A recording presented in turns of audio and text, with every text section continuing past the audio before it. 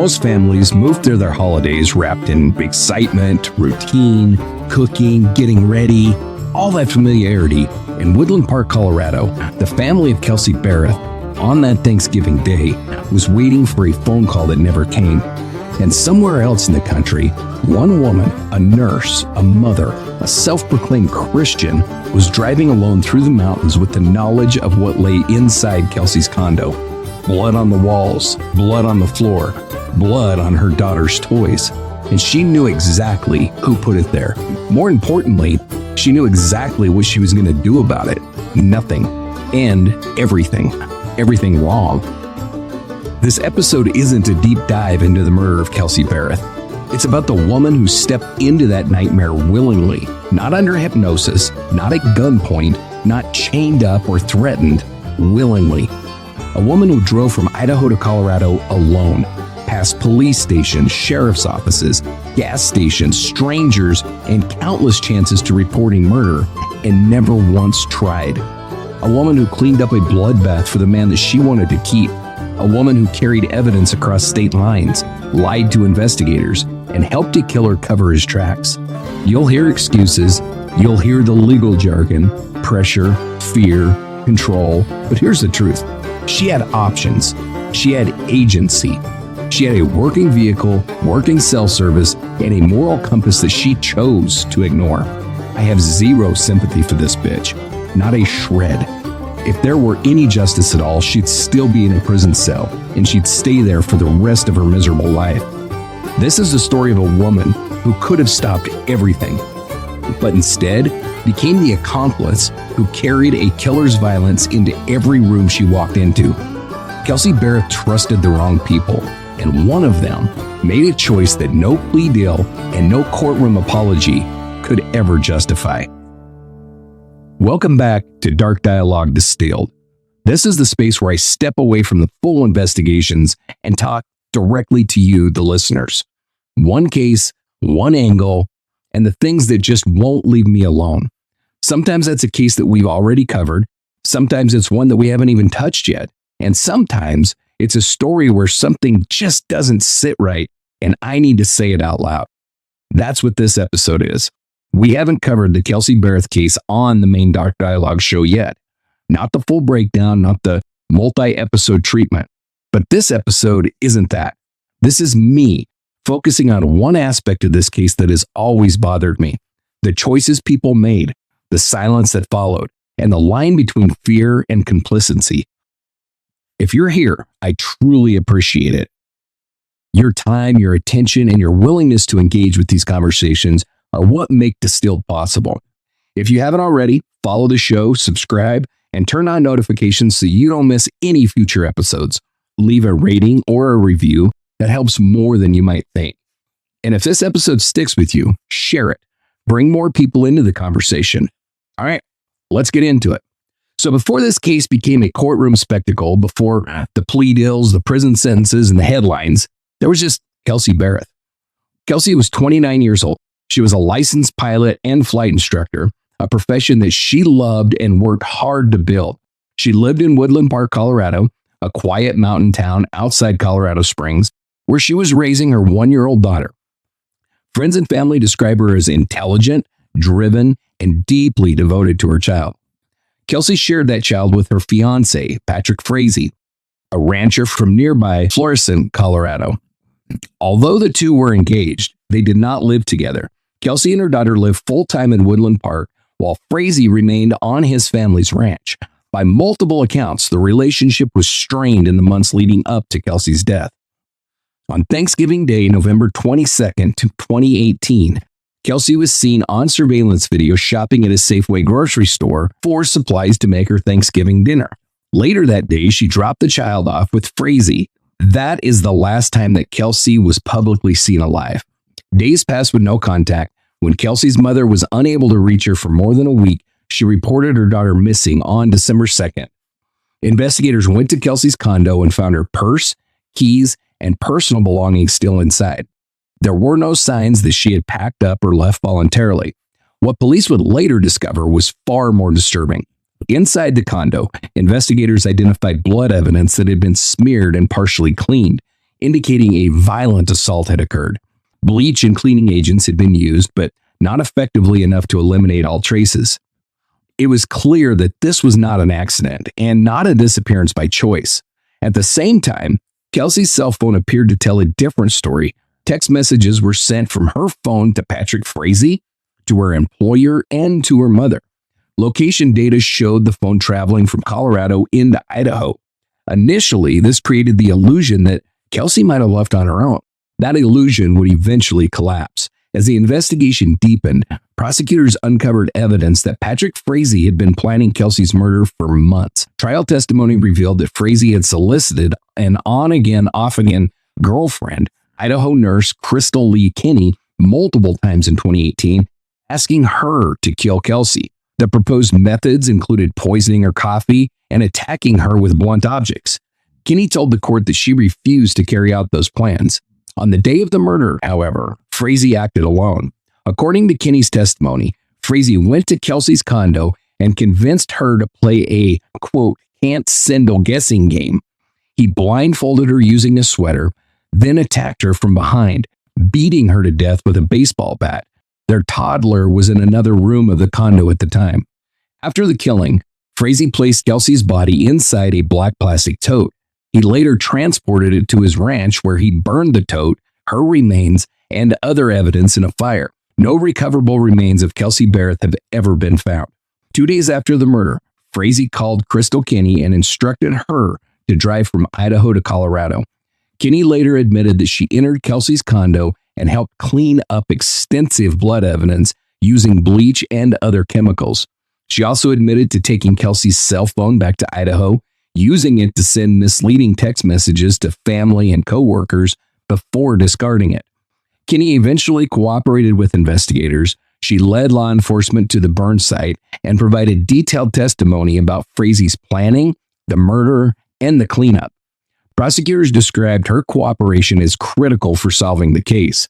Patrick Frazee was arrested in December of 2018 and charged with first-degree murder, solicitation to commit murder, and tampering with a deceased human body. In November 2019, a Teller County jury found him guilty on all counts. Evidence included Kenney's testimony, cell phone data, surveillance footage, and recorded jailhouse conversations in which Frazee attempted to arrange the murder of additional witnesses. Frazee was sentenced to life in prison without the possibility of parole, plus an additional 156 years. His conviction and sentence were later upheld on appeal. Krystal Kenney pleaded guilty to tampering with physical evidence. After appellate rulings on her sentence, she ultimately served 18 months in prison and was released under supervision. This is the foundation of the case, the facts that are not in dispute. What comes next is where the questions begin. Before her name was splashed across headlines, before prosecutors described her as a willing accomplice, before she stood in a courtroom pretending to tremble under the weight of her own damn choices, Krystal Lee Kenney was the last person anyone would have expected to be connected to the murder of a young mother. And that is what makes the truth so damn disturbing. Krystal wasn't some drifter. She wasn't isolated, cornered, or desperate. She wasn't trapped in a violent relationship with nowhere to turn. She lived in Idaho, surrounded by community, friends, family, and a support system most people only dream of. She had options, and she rejected every single one. She grew up in the small agricultural town of Hanson, Idaho, rodeo country, close-knit enough that everybody knows everybody and reputations are built over decades. And hers? Well, her reputation was spotless. She was a horsewoman, the cowgirl, the former Magic Valley rodeo queen crowned in 2008. People remembered her smiling on horseback, a picture-perfect hometown success story. She was a registered nurse, a profession built on trust, compassion, and protecting vulnerable lives. She worked at a hospital in Twin Falls and was known for being reliable, dependable, the kind of person people wouldn't hesitate to leave their children with. A mother herself, 2 kids who relied on her. To everyone around her, Krystal was stable, grounded, normal. And it's that normality, that clean, respectable facade that makes what she did so damn chilling. Because when someone like this chooses to participate in something evil, It forces you to confront an unsettling truth. Monsters aren't always born in the dark. Sometimes they come from sunny ranch towns, wear nurses' scrubs, and smile in family photos. Krystal met Patrick Frazee back in 2006. Their relationship was toxic from the start, not abusive in the way that excuses anything, but manipulative, messy, and built on poor choices that she walked into with both eyes open. She became pregnant during their affair and had an abortion because Frazee insisted on it, a decision that tied her to him in a heavy, private way. He pushed her to divorce her husband. She did. But even after the divorce, the affair fizzled until it reignited in 2017. Friends described her as giddy whenever Frazee resurfaced in her life. This wasn't fear. This wasn't control. This was wanting a man who treated her like a disposable backup plan. When she discovered that he was involved with Kelsey Berreth and had a child, the shock didn't push her away. It pulled her deeper because now she believes she had competition. And that is when Frazee began feeding her stories, lies about Kelsey being an abusive mother, claims the baby wasn't safe. He fabricated crises designed to make Krystal feel like the only one who could help. For someone with her training, her experience, and her resources, she should have been the first person to report these lies. Instead, she became the one Frazee tested, the one he instructed, the one he asked to murder a woman that she'd never even met. And she didn't run. She didn't tell anyone. She didn't warn Kelsey. She didn't contact police. She stayed, and later, she would help him finish what he started. Krystal Lee Kenney wasn't a victim of circumstance.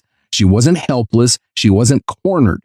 She was a respected nurse, a rodeo queen, a mother, a woman with every opportunity to do the right thing, as she chose evil anyway. Patrick Frazee didn't stumble into manipulation. He crafted it. He practiced it. He perfected it. And he used it like a weapon against the people in his orbit, especially women who mistook his cowboy confidence and quiet demeanor for strength instead of danger. But let's get one thing straight before going any further. Understanding Frazee's manipulation does not excuse, justify, or soften what Krystal Lee Kenney chose to do. He may have paved the road, but she got in the car. She hit the gas and drove it across state lines all by herself. This segment is about Frazee's tactics, not her absolution. Frazee built an image that rural communities know all too well. The stoic rancher who speaks little, works hard, and keeps emotions locked behind a fence line. A man who handles things. A man who doesn't complain. A man whose silence looks like strength. To a lot of people, that's attractive. To someone like Krystal Lee, who spent years romanticizing him, even calling him her, quote, first love, that person was magnetic. Frazee used that. He weaponized it. He presented himself as the kind of man who knew better, saw deeper, stood firmer, someone you don't question, you follow. Frazee understood something crucial. You don't manipulate people by treating them badly all the time. You manipulate them by treating them well sometimes. He kept Krystal in a constant cycle of unexpected affection, sudden distance, emotional breadcrumbs, bursts of attention, long silences, selective honesty. Every reconnection hit her like a drug. That giddy feeling that was described, that's intermittent reinforcement, the backbone of psychological conditioning. But again, let's be clear. Manipulation explains vulnerability. It does not erase responsibility. Krystal wasn't isolated. She wasn't locked away. She had 2 children, a career, and a full support network. She had the ability to say no at any time, but she never did. This is where Frazee's strategy turned darker. He didn't just say that he hated Kelsey. He didn't just say that he wanted out of the relationship. He constructed a narrative. Kelsey was abusive. The baby was in danger. He was fighting for custody. He needed help because he was desperate. Every word was a lie, but they were lies designed to prey on Krystal's worst instincts, her jealousy, her need to matter, her need to be chosen, her need to be the hero in Frazee's story. Frazee wasn't asking her to kill a rival. He was asking her to save a child. And she bought it, fully, repeatedly, Not because she had no choice, but because she wanted the fantasy that he dangled in front of her. When emotional manipulation wasn't enough, Frazee moved to intimidation. Threats about her daughter, threats framed as offhand comments like, quote, "Little girls come up missing all the time." That's a line designed to rattle someone to their core, and it did. But again, here's the reality. She still had options. She still had safety. She still had the ability to drive straight to the police the moment that she crossed a state line. Instead, she chose to obey him, even after the murder, even after she saw what he had done, even after she realized every word that he'd fed her was a lie. Manipulation may explain the mechanism, but obedience is still a choice that she made again and again. Some experts compare Frazee's control to puppet strings, the rancher mystique, the emotional push-pull, the guilt, the secrecy, the threats. Fine, but even a puppet can cut the strings if it wants to, and Krystal never did. Not when she was asked to poison Kelsey, not when she was asked to beat Kelsey with a pipe, not when Frazee committed the murder himself, not when she walked into a blood-covered condo, not when she cleaned it, not when she burned the evidence, not when she drove home. Frazee may have built the mechanism, but she operated it willingly, and that is what makes this case so chilling. When you strip away the excuses, the psychology, and the courtroom theatrics, Krystal Lee Kenney's story comes down to one thing. She had chance after chance to stop a murder, and she chose not to. Everything that follows is from her perspective, not because she deserves the spotlight, but because understanding her actions makes her complicity undeniable. Patrick Frazee's first assignment was simple in design and horrifying in intention. He wanted Krystal, a registered nurse, someone trained to heal, to poison Kelsey Berreth's Starbucks caramel macchiato with Ambien and Valium. And she agreed to try. She drove 12 hours from Idaho to Colorado, alone. No one forced her. No one followed her. She wasn't trapped. She knocked on Kelsey's door, pretending to be a friendly neighbor, and handed over the drink, but she never laced it. Frazee was furious. Krystal didn't call the police. She didn't warn Kelsey. She simply went home. Her first failure to kill. Her first failure to protect. Frazee's next idea was a blunt force ambush. He told Krystal to grab a steel pipe outside his property and wait at Kelsey's townhome. He mapped out where she should stand, how she should swing, where to hit. Krystal went, again, alone, with an actual murder weapon in her hands. She stood outside Kelsey's home, listening to barking dogs, waiting for the moment, and then she backed out. She didn't warn Kelsey. Again, she didn't contact police. She simply left. Her second failure to kill. Her second failure to save. Frazee escalated, this time an aluminum baseball bat. Go swing away, he told her. She drove back to Kelsey's home with the bat, sat in her car, waited, and backed out again. 3 attempts, 3 drives across state lines, 3 opportunities to stop a murder before it started, and she chose silence every freaking time. So Frazee finally killed Kelsey himself. It wasn't impulsive, it wasn't chaotic, it was a deliberate act that he'd been building toward for months. He blindfolded her with a sweater, told her to smell scented candles, and then beat her to death with a baseball bat as she begged him to stop. Later, he called Krystal. No greeting, no buildup, just a simple sentence. You have a mess to clean up. And she knew immediately. She didn't call the police. She didn't call a friend. She didn't panic. She packed supplies, bleach, gloves, a hairnet, trash bags, and drove back to Colorado alone. Krystal used Kelsey's own house keys to enter the Woodland Park condo. It wasn't a mystery what had happened. The scene was exactly what Frazee left behind. Blood on the walls, blood on the furniture, blood on baby toys, blood on stuffed animals, blood on the floor. This wasn't the act of someone frozen by fear. This wasn't the act of someone completing a task.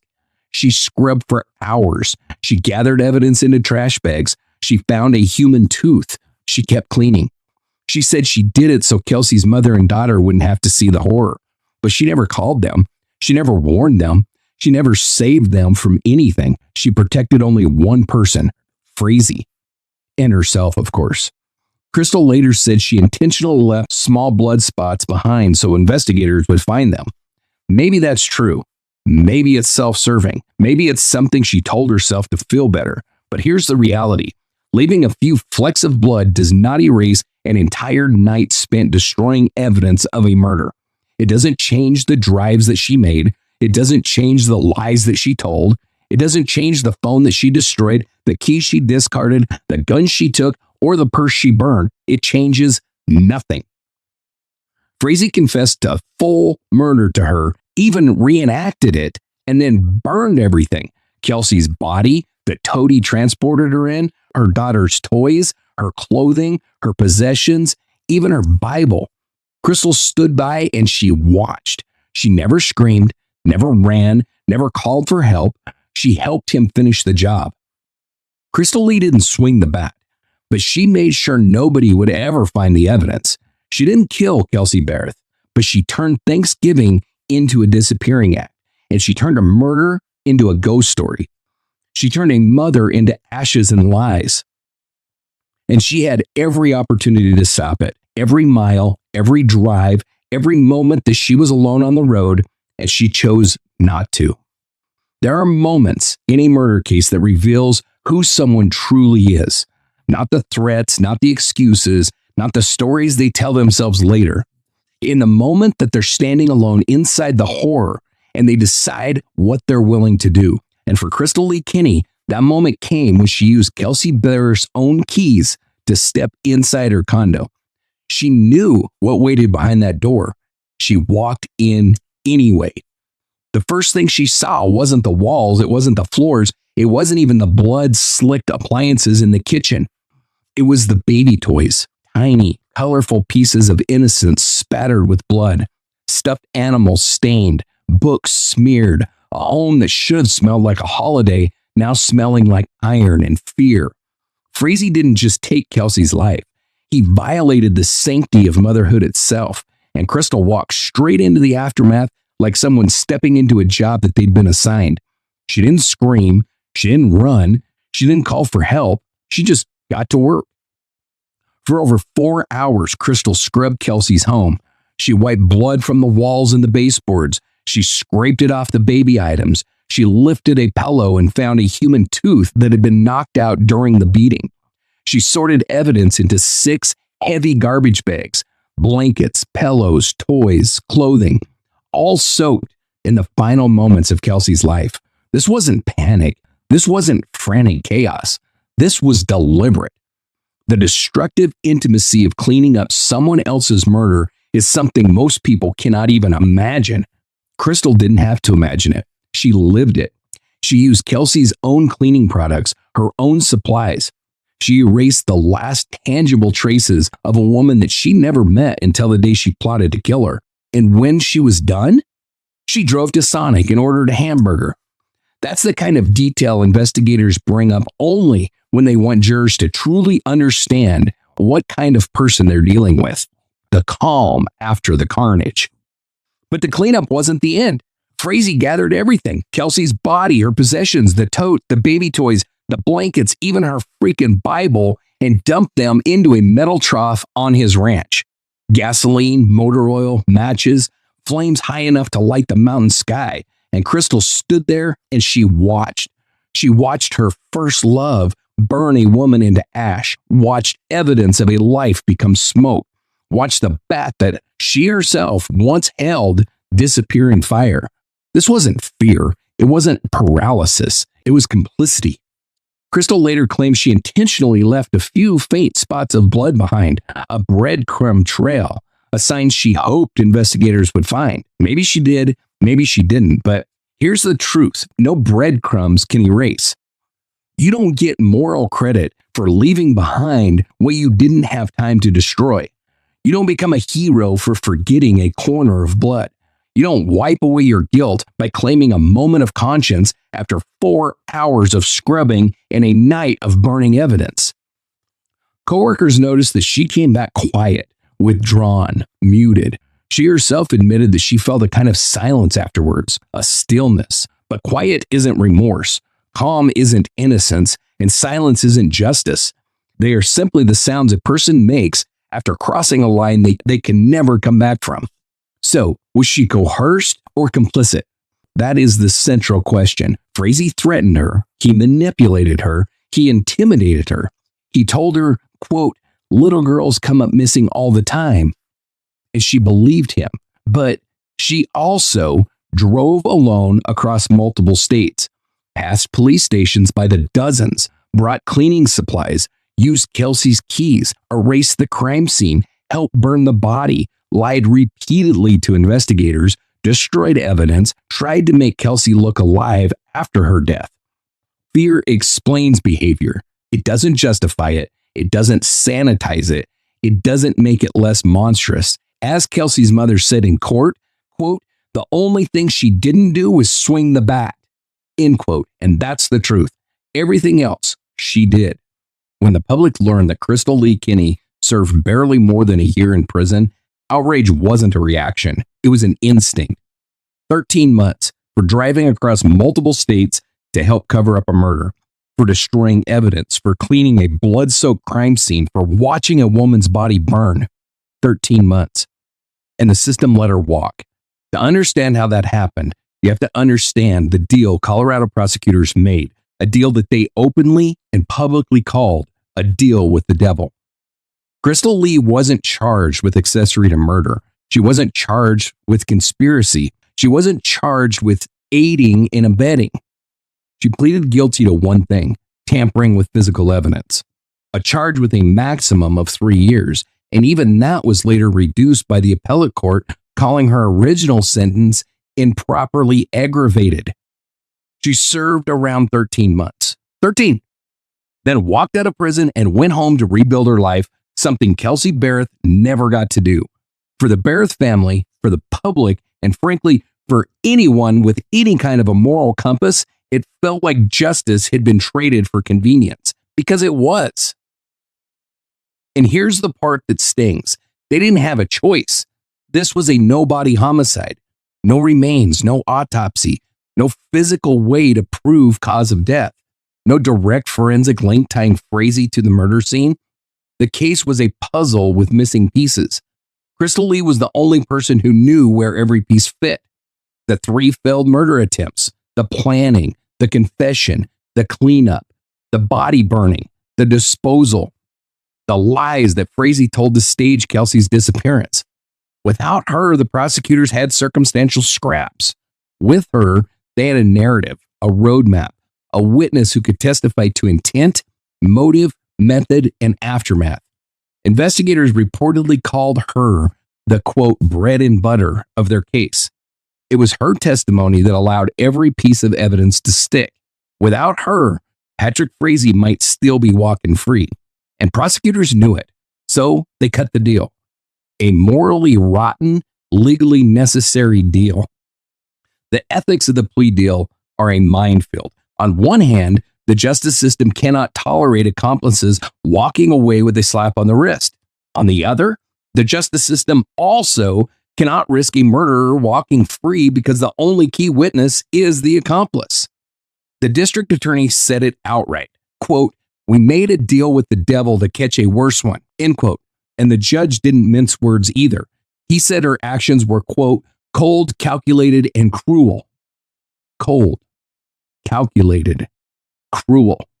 He said that about the state's star witness. That tells you everything. Frazee's attorneys did exactly what you'd expect. They attacked her credibility from every angle. She lied to the FBI at first. She told multiple stories. She got the deal before she told the truth. She only cooperated when she had something to gain. And all of it was true, but it didn't matter because even through her self-serving lies, even through her contradictions, even through her cowardice and selfishness, the piece she provided lined up with the physical evidence. She wasn't believable because she was trustworthy. She was believable because the evidence matched her story. And that's what sank Frazee. Jurors didn't deliberate long. Her testimony, combined with forensic data, cell phone records, burn site analysis, and the timeline, became the spine of the prosecution's case. She provided Kelsey's last words, Frazee's blow-by-blow confession, the location of key evidence, the structure of the murder plan, every detail about the cleanup and the burn. It was enough for the jury to convict Frazee on first-degree murder, murder solicitation, and multiple counts of tampering. Krystal didn't swing the bat, but she helped build the case that put the man who did behind bars for life. And for that, the system rewarded her. Not with forgiveness, not with redemption, with freedom a year later. Her early release stands as one of the most uncomfortable realities of this case, a reminder that sometimes justice demands a price that feels unfair, infuriating, and ethically nauseating. The justice system needed her. The Berreth family needed her testimony, and Kelsey Berreth, the woman whose life was taken, deserved a conviction. But the cost was letting the woman who helped erase her walk free far sooner than anyone believes that she should have. That is the deal with the devil, and it's the part of this case that will never sit right. If you study enough human behavior, you realize something unsettling. Obedience can look a lot like evil when you strip away the excuses. Krystal Lee Kenney's story sits right in that uncomfortable spot. The intersection between coercive control, dependency, trauma bonding, and something psychologists call delegated evil. Understanding these forces don't absolve her. It doesn't make her sympathetic. It doesn't rewrite history, but it does reveal how a seemingly ordinary woman became someone who followed the commands of a killer, even when she had every chance in the world to walk away. Patrick Frazee didn't improvise his manipulation. He followed the classic coercive control playbook: isolate, distort moral logic, create dependency, infuse fear, then rewire the victim's sense of responsibility. He fed Krystal lies about Kelsey Berreth being dangerous. He claimed their child was at risk. He twisted maternal instinct into a weapon and reframed violence as protection. He didn't give orders. He gave missions wrapped in moral justification. And Krystal accepted all of it. This wasn't love. It wasn't confusion. It was psychological conditioning applied slowly enough that she didn't notice the trap tightening around her. But even conditioned people can say no, and she rarely did. Krystal spent more than a decade tangled in Frazee's intermittent cycle of affection and abandonment, intense emotional closeness, sudden withdrawal, selective attention, cold distance, then just enough warmth to pull her back in. That cycle is how trauma bonds are formed, not through violence alone, but through unpredictable reward. It's the same pattern seen in addictive relationships, coercive partnerships, and long-term emotional manipulation. Krystal described Frazee as having, quote, power over her. She called him her first love. She spoke about him with the kind of reverence people reserve for someone who shaped their entire emotional history. But trauma bonding explains attachment. It does not explain loyalty to murder. Trauma bonding is a chain, but she still chose not to break it. The Milgram experiments prove something haunting. Ordinary people will do terrible things when instructed by someone they perceive as an authority figure, especially under fear of consequences. Frazee wasn't a scientist in a lab coat, but he embodied the same psychological profile: perceived authority, perceived legitimacy, perceived necessity. He wasn't just ordering Krystal to clean a crime scene. He was issuing a command framed as a life or death directive. And when he told her to come to Colorado, she obeyed immediately, with cleaning supplies, gloves, and a plan of action. Not because she wanted to kill Kelsey, not because she wanted to protect Frazee, but because she had entered what Milgram called the eugenic state. The belief that she wasn't acting on her own moral authority anymore. But here's the difference between Milgram's test subjects and Krystal. Milgram's participants were in a controlled study. Krystal was in a car, alone, with every opportunity to choose differently. She wasn't a subject, she was a participant. And that is the damning distinction. Frazee didn't ask Krystal to help clean the crime scene because he trusted her. He did it to bind her. Delegated evil is one of the most chilling concepts in criminal psychology. The act of forcing another person to commit or conceal harm so deeply that they become inseparable from the crime. It's the ultimate leash. Frazee made sure she was so involved that she could never go to the police without implicating herself. He didn't need her loyalty anymore. He had her silence. That's why he made her scrub the blood, bag the evidence, destroy the phone, burn the remains, witness the flames. Delegated evil is designed to turn a bystander into an accomplice and an accomplice into a hostage, and it worked. But delegated evil only binds you if you choose to let it, like Krystal did. Psychology can map out pressure. It can explain influence. It can illustrate how fear restructures the human mind, but it cannot turn obedience into innocence. Krystal's story is a case study in how coercion and dependency can corrode judgment, but her actions were still choices. She chose to drive alone to Colorado. She cleaned the crime scene. She helped burn the body. She destroyed the evidence. She lied to the federal agents. She stayed silent until she got a deal.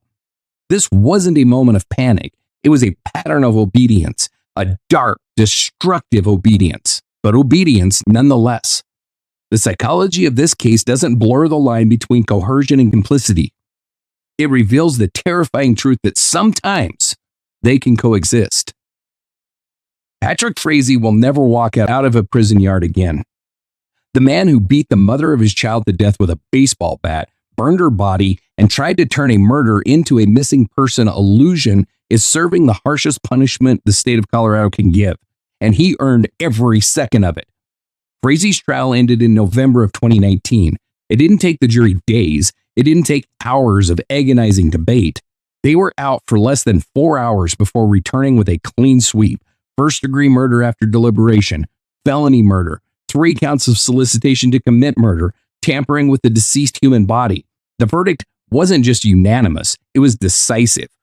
Judge Scott Sales gave him the maximum sentence possible: life without parole plus 156 additional years. 3 consecutive 48-year terms for the solicitation plots and 12 years for tampering.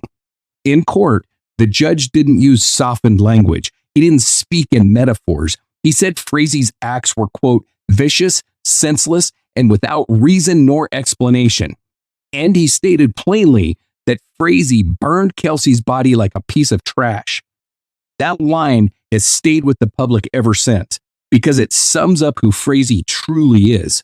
Even behind bars, Frazee didn't stop trying to hurt people.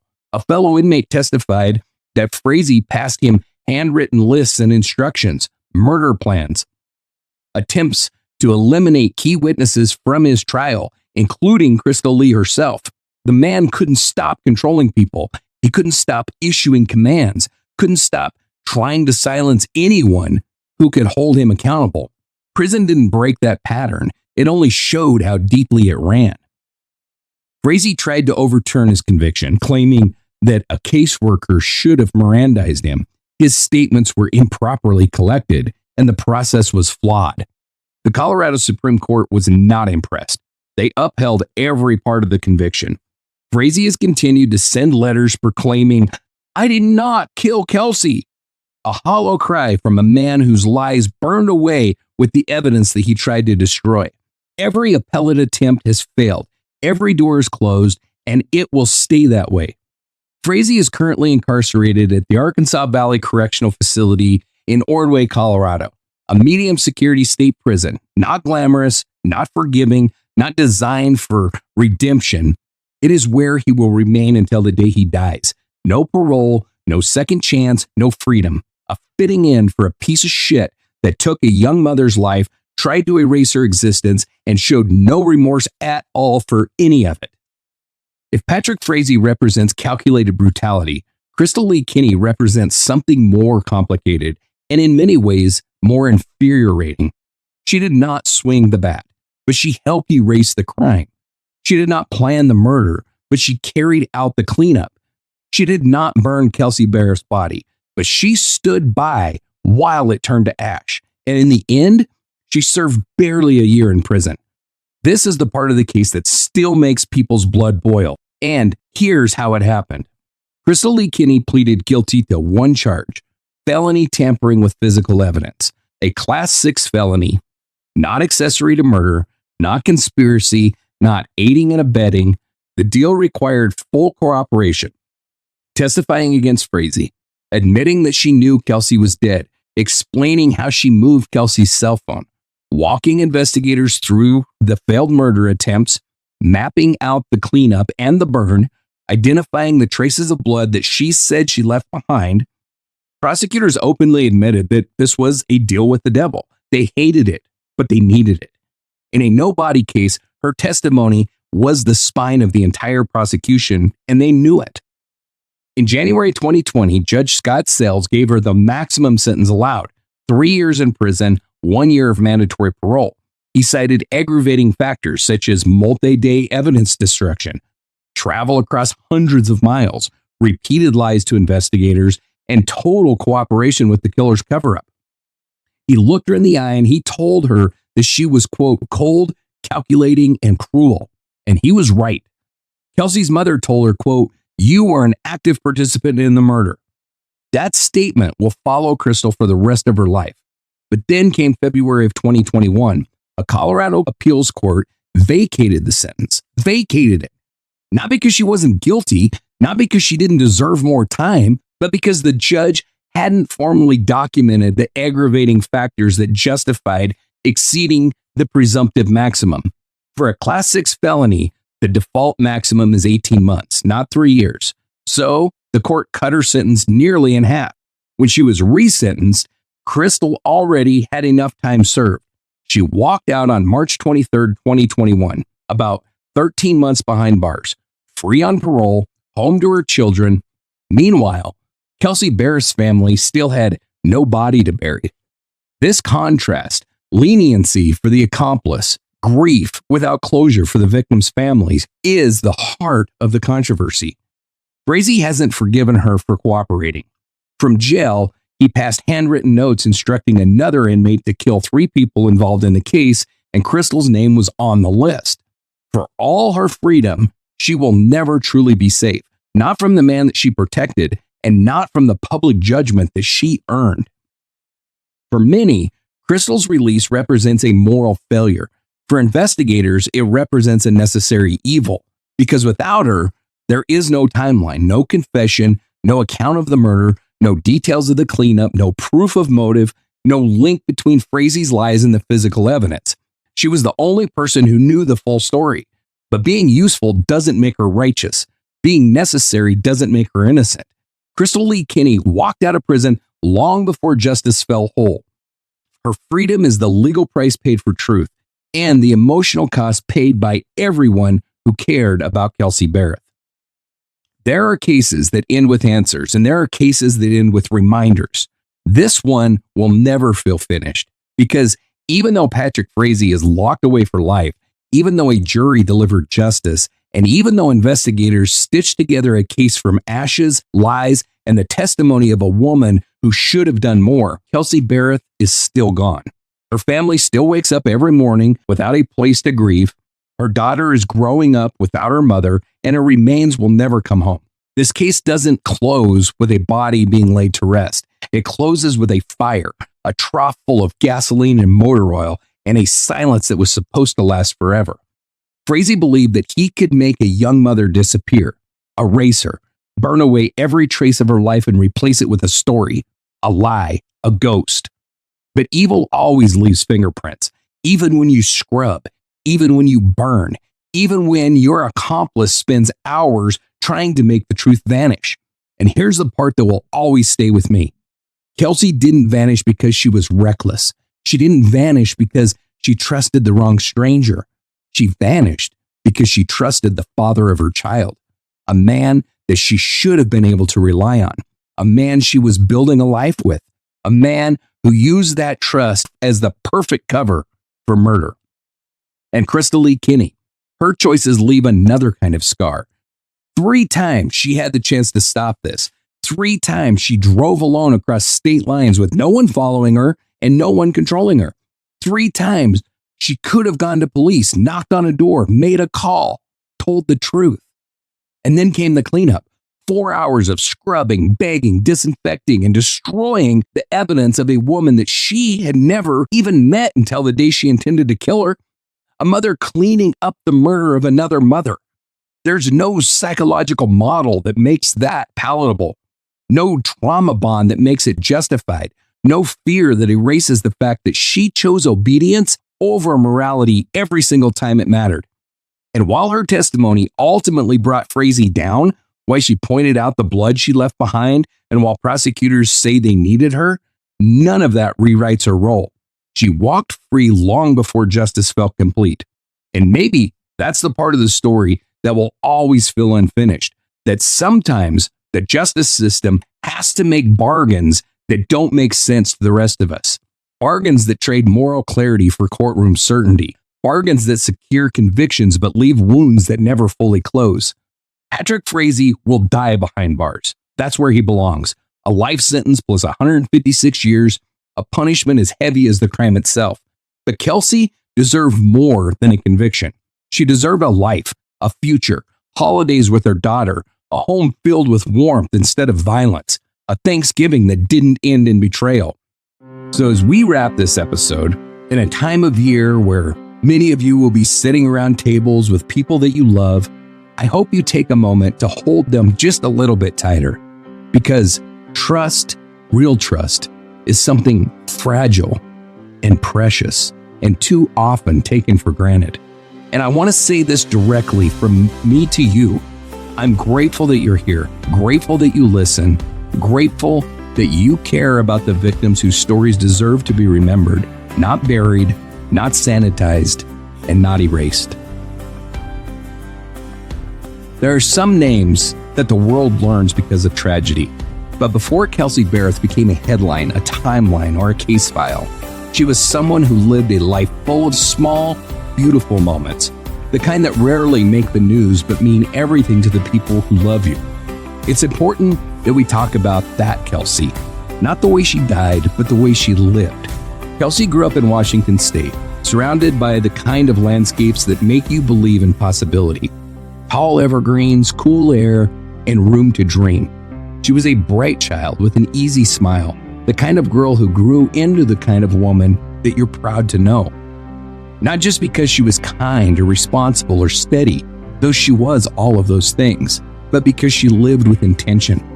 She worked hard, she earned her path, and she followed her passions with everything that she had. Aviation became one of those passions. There's something poetic about that. A young woman who loved the sky, who found freedom in the places most people only look at from below. Flight school isn't easy. It's rigorous, disciplined, unforgiving. But Kelsey didn't just pass, she excelled. She became a flight instructor, guiding others into the same skies that she loved. She didn't live loudly, she lived responsibly. And there's a quiet courage in that kind of life. Her family describes her as gentle and thoughtful, someone who noticed things, someone who listened. She was the type of person who remembered birthdays, who checked in, who showed up. And when she held her baby daughter for the first time, motherhood became not just a role, but her purpose. Friends said she glowed around her child. Her family said she blossomed, and every photo of the two of them together confirms the same truth. Kelsey loved being a mom. It radiated from her. She built a life in Woodland Park, a town with mountains for neighbors and enough quiet to raise a child in peace. She worked, she cared, she laughed, she planned. She wasn't chasing drama or chaos. She was building stability and safety for herself and for her daughter. She deserved to grow old in that life. She deserved first days of school, holiday mornings, and birthday candles. She deserved to see her daughter take her first steps, lose her first tooth, fall in love for the first time, graduate and grow into the woman that she would have raised her to be. Kelsey was a woman who did everything right. She worked hard, she cared deeply, she trusted carefully, and she moved through life with quiet resilience. The kind most people never notice, but the kind that holds families together. Her loss is a wound that cannot fully heal, not because of the violence itself, but because of what was stolen. The future she should have lived, the mother her daughter deserved to have, the years her family should have shared. And yet, despite the cruelty of her final moments, Kelsey Berreth's legacy is not defined by what was done to her. It is defined by who she was: a loving mother, a devoted daughter, a dedicated pilot, a woman of kindness and quiet strength, someone who made the world softer simply by being in it. Her daughter will grow up learning about the mother who loved her more than anything, not through tragedy, but through stories. Stories of her laugh, her gentleness, her determination, her grace. Stories of how deeply she cared for the people that she loved. And every time we speak her name with respect, every time we tell her story truthfully and tenderly, we help keep that legacy alive. Kelsey Berreth deserved a life full of years that she never got to live, but she also deserves to be remembered for the beauty that she brought into this world, not the horror that she endured leaving it. So tonight, we remember her, we honor her, we speak her name with care, and we hold space for the woman she was and for the life that should have been hers. For Kelsey, for her daughter, for every person who loved her, may her memory outshine the darkness, and may her story never be forgotten. Thank you for joining me for this Dark Dialogue Distilled episode on the Kelsey Berreth case, a case defined by manipulation, betrayal, and the brutal cost of silence. If today's episode resonated with you or offered perspective that you haven't heard before, please take a moment to support the work that goes into telling these stories. Make sure you follow the show, subscribe, and turn on notifications so you don't miss future episodes. If you're listening on Apple Podcasts or Spotify, leaving a rating or a review helps more than you can possibly imagine. It pushes the show forward, and it helps new listeners find us and keeps these stories in circulation. And I want to say this plainly from me to you. I appreciate you. Every download, every message, every moment that you choose to spend with me in these stories matters. You're the reason that this show exists, and I don't take that lightly. If you want to explore cases in greater depth, you could support the work on Patreon, on Ko-fi, or through Substack, where I share extended case files, behind-the-scenes research, and bonus content that doesn't make it into these episodes. You can always reach out at info@darkdialogue.com with case suggestions, thoughts, or simply to say hello. We will return to Kelsey's case on the main Dark Dialogue show in a full, multi-episode format, examining every angle, every detail, and every unresolved question the way that it deserves. Until then, I hope today's focused perspective gave you something meaningful to think about. Thank you for spending part of your day with me. Thank you for caring about these stories. And thank you for helping keep the memory of victims like Kelsey alive. This has been Dark Dialogue Distilled. Stay curious, stay relentless, and don't let the truth go silent.